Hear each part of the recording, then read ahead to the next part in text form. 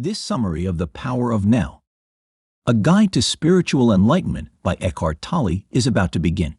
Enjoy. Key point 1. Are you out of your mind? What is more vague and confusing than the word awareness? What does it mean?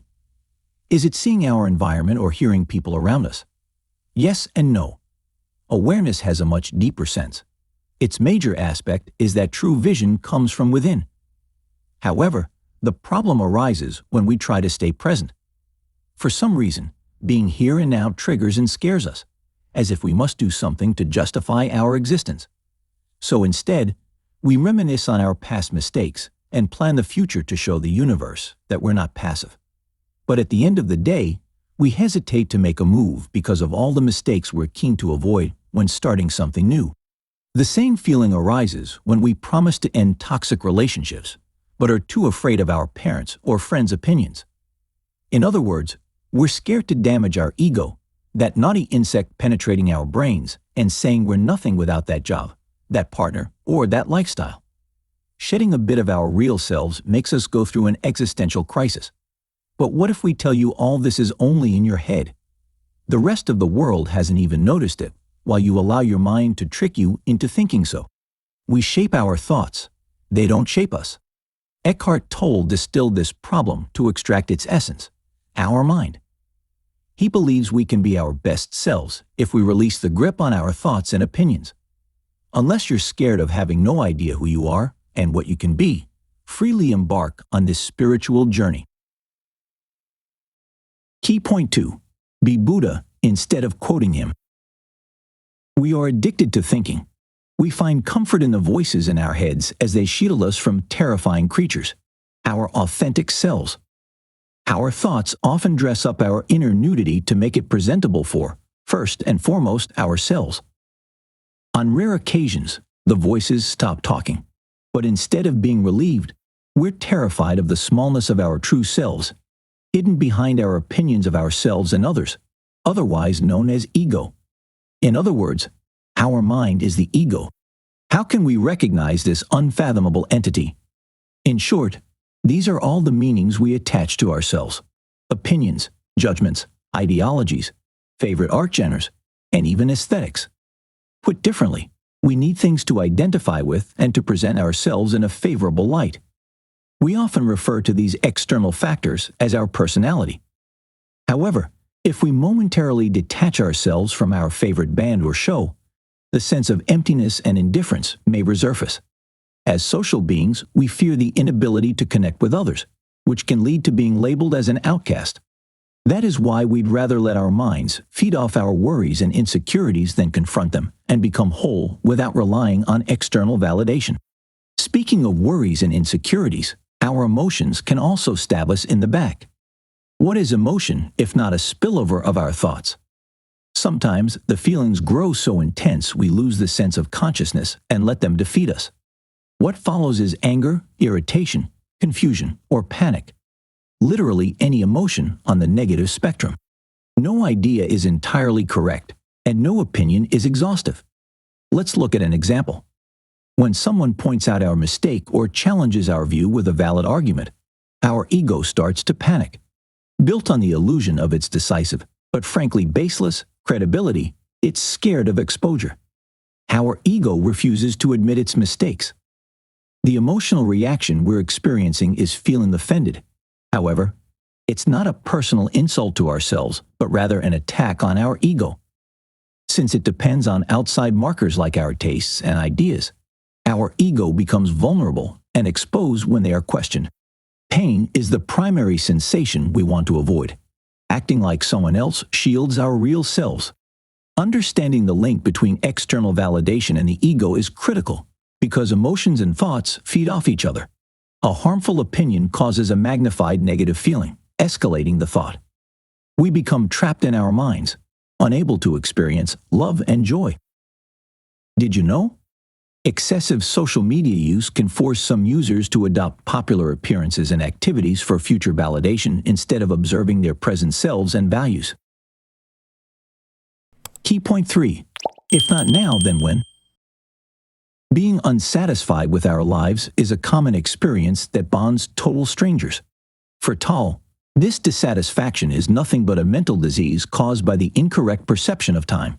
By his definition, the past and future don't exist. The only available time is now. According to Tolle, dwelling on past mistakes or dreaming of a better future are symptoms of unwellness, while being fully present in the now is a token of a sound mind.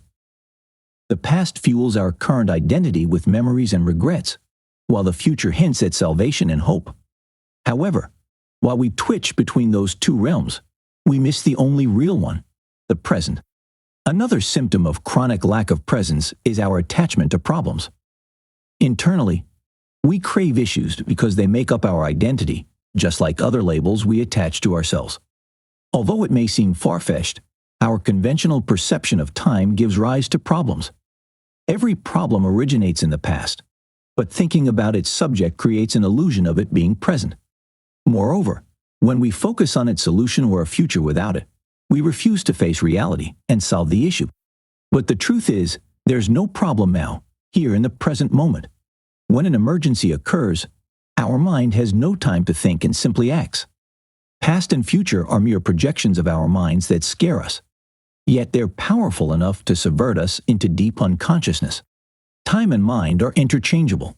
The mind can't dwell without time, and time doesn't exist without the mind. Usually, most people live in a state of ordinary unconsciousness that encompasses our thinking process, emotions, responses, and desires. In other words, it is the byproduct of connecting with the outside world. However, we can sink into a mental blackout when an external judgment or another ego-threatening situation happens. Alcohol, drugs, sex, and even work come to the rescue, but are rarely successful. When we detach from the present, we also trip over psychological time. Unlike regular or clock time, the former ticks due to mental unease. A good example is dwelling on past mistakes instead of detaching and learning from them. Obsessing over goals and plans is another example. By doing that, we justify our means now and stop enjoying the process of achieving. Psychological time is to blame for existing issues. Instead of being in the moment and saving mental space for problem solving, we delve into past mistakes and worry about making them worse. However, if we awaken through challenges and become better, we can start gaining full consciousness. Key point 4. Find the way to your true self. If the past and future don't exist, the only realm left is the present, yet we are surprisingly uncomfortable in it. It is true. Awareness can project physical and mental discomfort at first. So how do we recognize the feeling of being present? Close your eyes and ask yourself, what will my next thought be? Watch your mind go still and silent the second you register the presence of thoughts at all. This quiet is you being present. Practicing awareness will eventually help redirect your vision toward current happenings instead of illusions of the past and future. This way, you can better integrate with reality and register opportunities to propel in life. When we describe total presence, it is synonymous with the concept of no mind. The mind is our disguise. Thanks to it, we have opinions and problems to identify with. However, the mind can also flood us with worries and fears, tying us to the past or future. It leads to us suffering in the present. We can't move forward, bamboozled by our mentality. So when we enter the creative flow once in a while, totally unaware of other people and things, we enjoy ourselves but fail to repeat it consciously. Luckily, we can practice awareness to reach that flow again. Awareness can hide behind our interests to protect itself. However, we must consciously bring it to the forefront and allow it to guide them instead. In modern society, total consciousness can be challenging. The collective ego imposes its opinions and lifestyles on us. For instance, we agree with the team's views to blend in. People with big egos, like celebrities, often attract us with their power. We want to be the same, even though it may damage our self-awareness. Egos are drawn to bigger egos. Darkness cannot recognize light. Eckhart Tolle. To prevent such casualties, you can learn the following techniques. First, relax and close your eyes. Take note of your thoughts. What are they about? Don't participate. Just observe and allow your thoughts to flow. Second, Accept your ego's fear of annihilation and watch your reaction. Once again, just observe the stream. And third, train your consciousness by inverting your attention to your body. Focus on your hands, feet, or chest. How do your abdomen and head feel? Do you feel the energy flowing inside? Key point 5. Love does not have alternatives. Romantic love occupies a central place in the human mind at all times. We'd attach numerous healing labels to it, believing it can help us become complete, understood, and happy. In other words, we seek another person to save us from unconsciousness. Usually, we mistakenly associate this desire with romantic partners. But what about friends or parents? Physical pleasure is believed to be a catalyst for personal enlightenment. But so is experiencing death or sickness of close people. Any extremity kicks us out of our unawareness for a second. But for a longer effect, one must work on themselves.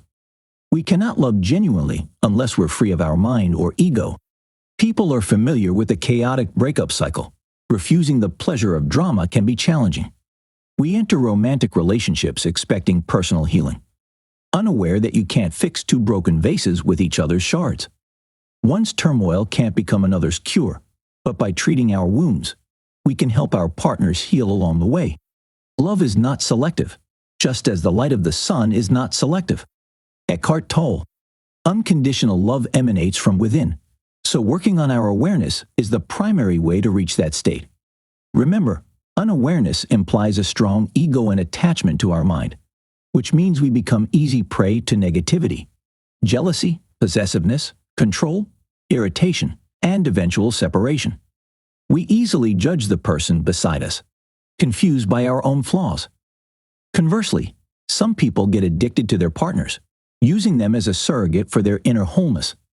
We tend to base our sense of self on things that can attract a potential spouse: appearance, social status, career, and others. And more often than not, we're insecure about one or more of them. If we stop feeding our ego, the urge to judge will exhaust itself and eventually be replaced by acceptance. According to Tolle, women have a harder time detaching from their collective and personal experiences because of their intensity. Throughout history, females suffered from male-induced violence, exploitation, rape, unwanted pregnancy, and child loss, not to mention the pain of menstruation. On the other hand, feminine energy, which is not limited exclusively to women, is more suitable for entering the deeper realms of reality. It assumes openness, non-judgment, and submission, the gentle yet potent force necessary for cultivating awareness. Aside from these abilities, the following practice can ensure healthier and more mindful relationships. Turn on the witness mode whenever your partner evokes a specific negative response in you. Label it and let it pass without contributing to it emotionally. Use the knowledge to improve your self-awareness. Key point 6. Between despair and enlightenment. Success cannot exist without failure. Most notions would not exist if they had no opposite to define them, and to achieve awareness, we must repeat this mantra daily. In addition, what's even more important is the necessity of failure. We must fail to succeed. Every life on earth goes through a cycle, which means withering is a natural stage of progress. Periods of failure are critical to reevaluate the direction, give space to transformation, and observe ourselves from a sensitive angle. Major spiritual awakenings happen due to the restoring force. We must experience abnormal pain or limitation to discover the other side of us. In fact, qualities like compassion, forgiveness, and surrender come from negative experiences. But what is negative? The whole point of developing awareness and detachment is harmonizing with the universe, this spaceless being and pure energy. The present is a fundamental element of being, as the universe has no past or future. That is to say, there are no expectations or regrets, only acceptance of the current moment. Negativity stems from our mind or ego as a reaction to external stimuli. The ego hates being attacked and exposing its flaws. As a result, we often perceive every challenge as negative instead of seeing it as an opportunity to grow. Some discomfort is unavoidable, but nothing is more satisfying than sore muscles after a good workout. Failure is the best way to success.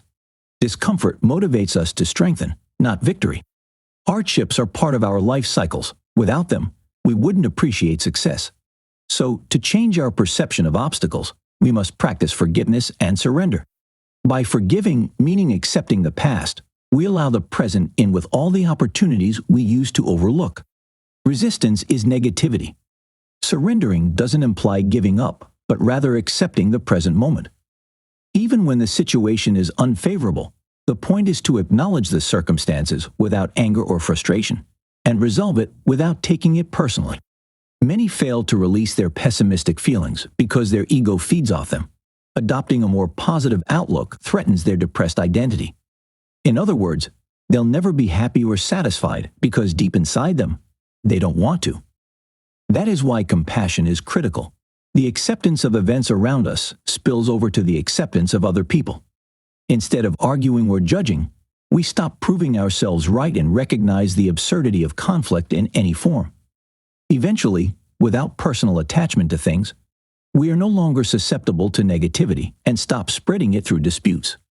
We learn to live peacefully. Conclusion. The words you are reading are stuck in the present moment. On the other hand, we are trying to escape it at all costs.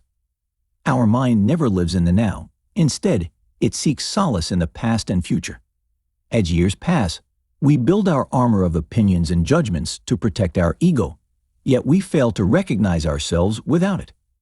Our ego is separate from our true selves, but we're too afraid to release the attributes that make us someone. The truth is that time doesn't exist, and neither do all of our illusions about things that drowned in the past or won't happen past our dreams of the future. We escape the present because it contains all the problems we hesitate to deal with and fight all these battles strictly in our minds. We could break free but secretly enjoy the victim status because it justifies passivity. The present moment does not. It is constantly active, urging us to be the same. Ironically, as we seek peace, we run away from the very source of it, awareness.